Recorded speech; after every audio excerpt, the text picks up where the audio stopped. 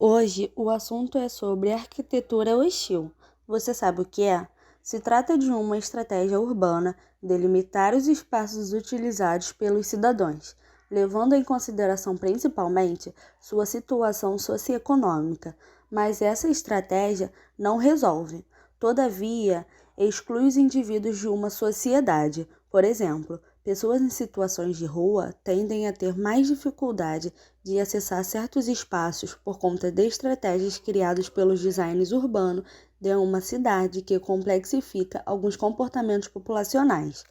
Dentro de uma cidade, é nítido que há uma divisão entre as pessoas a qual têm direitos assegurados pelo poder público e as pessoas que tendem a ser deixadas de lado. E a arquitetura acaba se tornando uma das expressões dessa separação. É possível avistar ao longo de uma avenida, por exemplo, locais com arames, pedras pontiagudas, vidros, entre outros materiais com intenção de segregar certos indivíduos. Quando a arquitetura hostil chegou no Rio de Janeiro, as construções eram feitas de formas mais sutis, com grades ou fechamentos verticais que impediam a população em situações de rua que tivessem acessos às áreas de sombra.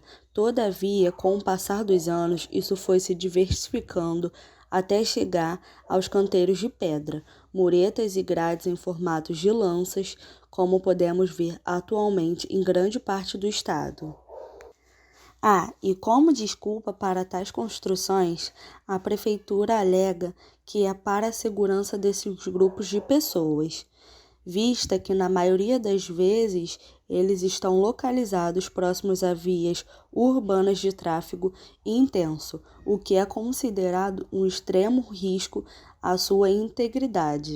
No ano de 2020, foi realizado um censo que revelou que cerca de 7.272 pessoas que estavam em situações de rua no Rio de Janeiro, apenas 24,8% dessas pessoas estavam amparadas em unidades de acolhimento e comunidades terapêuticas da prefeitura.